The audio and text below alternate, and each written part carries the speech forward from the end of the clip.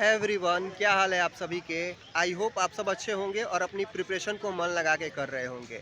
बहुत सारे एस्पिरेंट ऐसा पूछते हैं कि आप कैसे एग्जामिनेशन में 90 प्लस स्कोर कर पाते हो।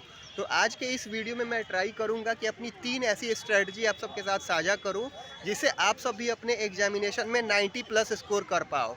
और मैं तो यही चाहूँगा कि 90 ही क्यों 95 अबव स्कोर कर पाओ। तो एक्चुअली मैं कुछ दिनों से मैं ट्रैवलिंग पे था और वीडियो नहीं बना पा रहा था।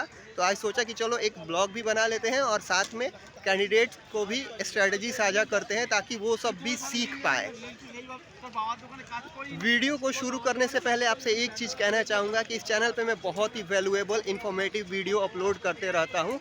और आप जब भी सब्सक्राइब करते हो तो हमें एक प्रोत्साहन मिलता है कि और भी ज़्यादा से ज़्यादा वैल्यूएबल कंटेंट अपलोड किया जाए। तो पहली बार इस चैनल पे आए हो तो सब्सक्राइब जरूर कर देना, साथ ही उन एस्पिरेंट तक भी साझा कर देना जिन्हें आवश्यकता हो। आपको पता होगा कि एग्ज़ाम के लिए हर लोग प्रिपरेशन करते हैं, लेकिन बहुत कम ही लोग हैं जो ज़्यादा स्कोर कर पाते हैं। तो हमें एग्ज़ाम ओरिएंटेड पढ़ाई करनी है। आप जो कुछ भी पढ़ाई कर रहे हो उसमें एक चीज़ शामिल कर लीजिए। आपको पर डे एटलीस्ट एक PYQ मॉक ज़रूर सॉल्व करने हैं। और सॉल्व करने से ज़्यादा इम्पॉर्टेंट है उसका सॉल्यूशन आपको काफ़ी अच्छे से करना है। सॉल्यूशन कुछ इस तरीके से करना है कि उस टाइप का या उससे रिलेटेड कोई भी सवाल आपसे फ्यूचर में कभी दूसरे मॉक में या एग्ज़ाम में आपसे छूटना नहीं चाहिए, गलत नहीं होना चाहिए। वो सवाल को आप अच्छे से सॉल्व कर पाओ।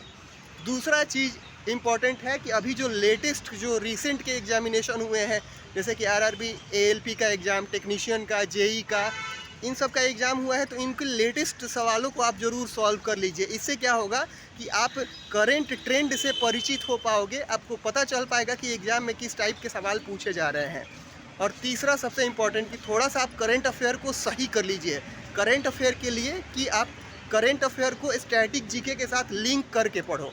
जैसे कि जो भी करेंट अफेयर के सवाल हैं स्टैटिक जीके से लिंक करके जो पूछे जाते हैं वो हमारे एग्ज़ाम के पॉइंट ऑफ व्यू से बहुत इंपॉर्टेंट होते हैं। मैंने इतना सारा चीज़ अगले 1 मिनट में बता दिया। अगर आप इन शॉर्ट में समझो तो यही एग्ज़ाम क्रैक करने का मूल मंत्र है। आप ऐसे पढ़ाई करोगे डेफिनेटली आप अच्छा कर पाओगे।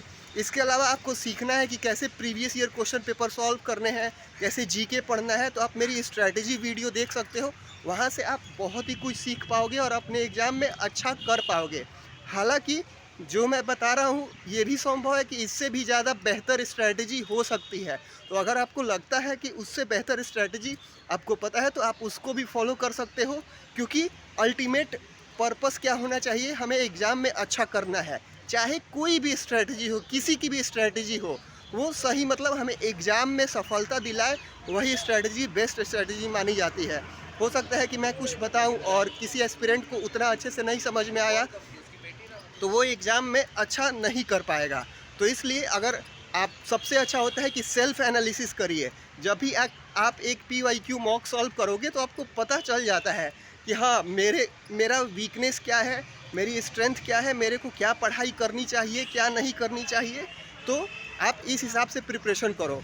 और हाँ, एक्चुअली मैं अभी ट्रैवलिंग कर रहा हूँ तो उतना अच्छे से वीडियो नहीं बना पाया, लेकिन अभी के लिए इतना ही। सकारात्मक सोच के साथ, दृढ़ संकल्प के साथ, भगवान में आस्था रख के आप अपने एग्ज़ाम की प्रिपरेशन करें। और वो दिन दूर नहीं जब आप भी अपने एग्जामिनेशन में काफ़ी अच्छा स्कोर कर पाओगे। आप सभी को आपके एग्ज़ाम के लिए ऑल द बेस्ट।